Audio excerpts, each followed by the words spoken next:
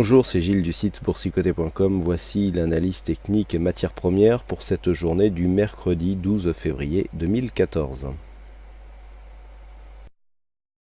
Sur l'or, nous avons une confirmation d'une configuration que nous guettons maintenant depuis quelques temps, à savoir la rupture ici de cette résistance moyen-long terme donc qui donnait un biais baissier à l'or depuis maintenant quelques mois. On casse vraiment cette zone, on commence à prendre ici de la dynamique. Hier, nous avions ici une phase de test sur cette zone des 1285,70 qui représente une résistance significative. Donc on voit bien ici que les cours avaient ralenti donc jusque sous cette zone. Donc on a franchi hier dans la journée, on est venu marquer un nouveau plus haut. Et regardez aujourd'hui ce que nous sommes venus faire, on est venu valider ici cette zone de résistance comme une nouvelle zone de support avant un dépassement ici de ce point haut. Donc là on est réellement dans un début de mouvement haussier, dynamique, propre techniquement. Et donc le prochain objectif se situe sur la prochaine résistance qui se situe elle-même ici à 1308 $ l'once donc pour l'or. Alors il s'agit d'un beau retournement, on l'attendait depuis un petit moment et donc là on prend vraiment la mesure de la dynamique qui est en train de se mettre en place puisque c'est la tendance moyen-long terme qui est en train d'être définie par ce biais haussier. Donc bon, on ne peut pas définir une tendance moyen-long terme en quelques heures ni même en quelques jours. Il va falloir attendre de voir jusqu'où nous emmène ce mouvement d'un point de vue court moyen terme pour vraiment définir la nouvelle dynamique qui est en train de se mettre en place. On peut très bien sortir ici de cette zone et s'inscrire dans un biais neutre.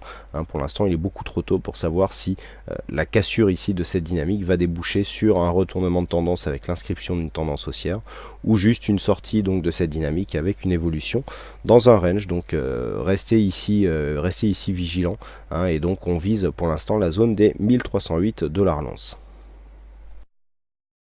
Sur le WTI, nous étions ici sur une phase de hausse qui devait déboucher sur une cassure de cette zone des 100,76 $ le baril. Alors on est venu casser cette zone, on est même venu tester ici la zone des 101, mais les cours après ce test ici sont redescendus et donc ont réintégré une évolution inférieure à cette zone ici qui était définie comme zone d'objectif. Donc pour l'instant il s'agit juste d'un test, le fait d'avoir ici les corps qui sortent de cette zone n'est qu'un effet en fait de décalage d'horaire, puisque si les heures avaient été différentes, eh bien on aurait pu avoir des bougies sur des configurations tout à fait différentes.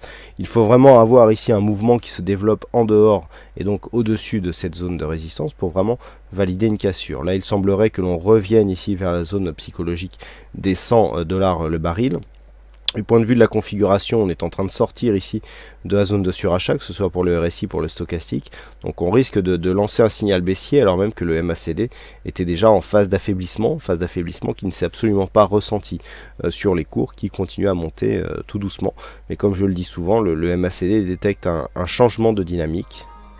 Quand ce changement de dynamique devient ici un changement de tendance, eh bien on détecte bien les retournements, mais là on a juste détecté en fait le ralentissement. On est passé d'un biais hyper haussier à un biais beaucoup moins fort. Donc c'est en fait ici que c'est ceci que le MACD nous détecte. Par contre ici sur une rupture de cette zone des 100 $ le baril, on pourrait avoir une phase de consolidation. Donc la phase de consolidation, elle, peut être définie par les retracements de Fibonacci, donc sur la tendance la plus directe possible.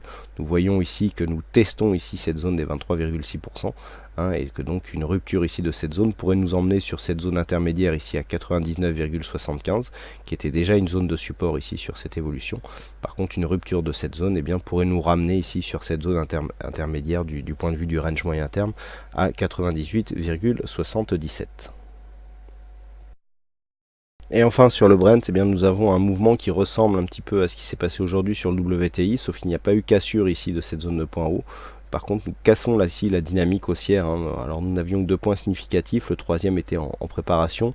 Bon voilà, là, le fait que les cours ne reprennent pas un mouvement haussier assez rapidement, nous montre une cassure de cette dynamique. Donc pour l'instant, cette cassure se fait dans une phase d'évolution neutre. Si nous traçons les retracements de Fibonacci ici sur cette tendance directe, nous pouvons constater que les cours ici sont en train de tester le retracement des 23,6 qui ont déjà été cassés ici sur cette phase d'évolution. Ici on était revenu chercher un précédent point haut comme nouveau point bas.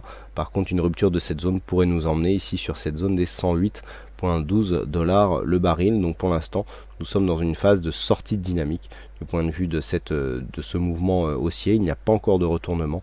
La cassure du 23,6 ici n'est pas encore assez significative.